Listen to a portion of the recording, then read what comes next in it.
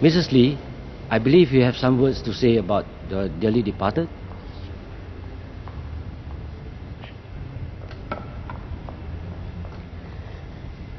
I'm not going to sing praises for my late husband. Not today. Neither am I going to talk about how good he was. Enough people have done that here.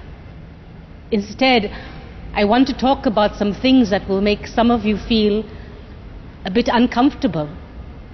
First off, I want to talk about what happened in bed.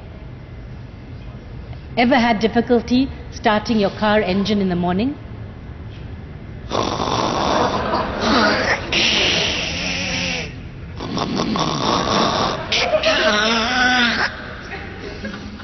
Well, that's exactly what David's snoring sounded like.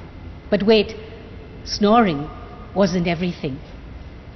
There was also this rear end wind action going on as well. Some nights it would be so forceful, it would wake him up. What was that? He would ask. Oh, it's the dog, I would say. Go back to sleep, dear. Oh, you might find this all very funny, but towards the end of his life, when his illness was at its worst, these sounds indicated to me that my David was still alive. And what I wouldn't give just to hear those sounds again before I sleep.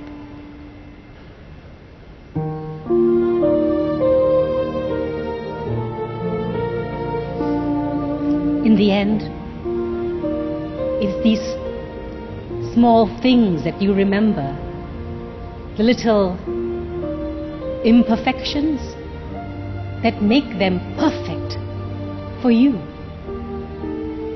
So to my beautiful children, I hope one day you too find yourselves life partners who are as beautifully imperfect as your father was to me.